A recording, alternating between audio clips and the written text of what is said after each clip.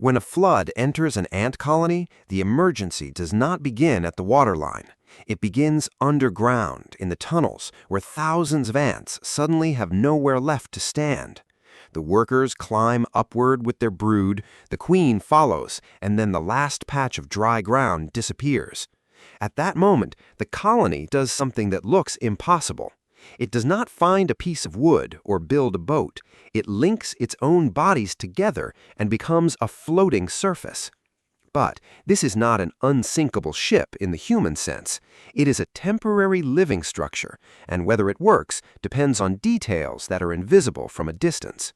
Which bodies are present, how they connect, what's in the water, and how violently the water moves. The best studied example is the red imported fire ant, Solenopsis invicta. Its ancestors lived in South American floodplains where rising water can turn a soil nest into a trap. Still, fire ant is not a complete scientific identity. Another floodplain ant, Formica salice, has also been studied forming floating rafts. The two species are useful together because they show both the power and the limit of this story. Rafting is real, but its architecture must be checked species by species. So how does a mass of tiny insects become a vessel? The first ingredient is connection. Fire ants grip neighboring bodies with their mandibles, tarsal claws, adhesive pads, and the ends of their legs. Some links run from a mandible to a leg, while others run from leg to leg. The result is not a pile of ants resting on one another like loose grains. It is a flexible network of living joints. Each ant only touches its neighbors, and no individual needs a map of the whole structure. The shape emerges as bodies meet, grip, pull, release, and grip again. The second ingredient is water physics. An individual ant is a terrestrial insect. Without the right layer of trapped air, its material density can exceed the density of water, so it may struggle at the surface or sink. The raft changes that calculation. An ant's outer cuticle repels water, and the spaces between linked bodies trap pockets of air. When the raft is pushed down, these air pockets can remain attached to submerged ants, helping them breathe and lowering the average density of the collective. In laboratory measurements, the trapped air reduced the effective density of an ant raft by roughly 3/4. The linked bodies also create a rough, porous surface that repels water more strongly than one ant alone. This is why clean water matters. Add a surfactant, such as soap, and the surface properties change. The ants lose the air layer, and their connections weaken. A structure that looked like a floating hull can then spread apart and sink. Surface tension contributes, but it's not the whole explanation. Buoyancy, air retention, body shape, and physical links work together. The raft floats because living bodies have assembled into a material no single ant possesses alone. Inside this vessel, position matters. In Solenopsis invicta, dilated female reproductives have been found near the center of long-lasting rafts. Workers form the structure around them and cycle between exposed and submerged positions as the surface changes.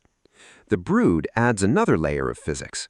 Older larvae have hydrophobic forked setae that can hold bubbles close to their bodies. In experiments with S. invicta, colonies containing fourth instar larvae maintained rafts longer than colonies without larvae or with only young larvae, and these larvae can help form the floating foundation instead of simply being passengers above it.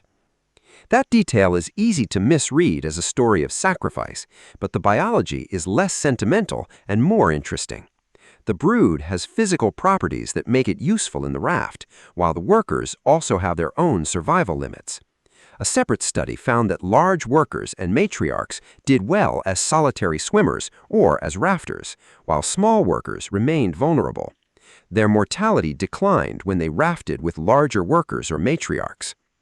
In Formica salice, queens occupied the center, and all brood items were placed on the base. The brood was more buoyant than workers. This doesn't prove that S. invicta uses the same arrangement. It shows that raft geometry can exploit physical differences between colony members. Mechanically, the raft is also alive. A dense ball placed on water spreads outward into a flatter pancake-like structure. A lower layer of relatively stationary ants supports a more mobile layer above it. Top ants walk across the surface and join the edge, while other ants move upward as the lower structure changes. The vessel continuously rebuilds its own surface. This dynamic behavior has limits. In small laboratory groups, rafts became much more stable only after roughly 10 ants were present. Activity helps separated ants meet, but too much motion can break a small raft apart, so it needs enough bodies and contact for its network to hold. Time creates another problem. Successful invicta rafts lasted 12 hours to 12 days in the laboratory, depending strongly on brood condition. That's a survival window, not indefinite travel. The colony can lose its nest, fragment, enter unsuitable habitat, and suffer low oxygen, cold water, predators, and the cost of remaining afloat. Then the water starts moving. In a controlled flow experiment, a raft caught on an anchor and exposed to water moving at 6 centimeters per second stretched downstream for 10 hours. Its roughly circular shape became longer and more streamlined.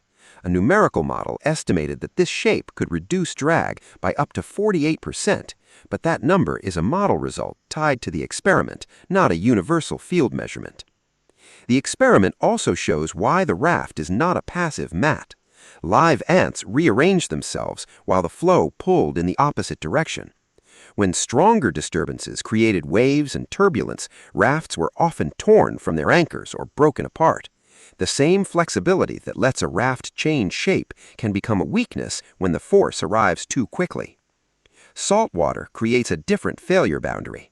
Fire ants can form rafts in saltwater, but the arrangement changes with time. In one study, saltwater rafts separated into smaller groups on the second day.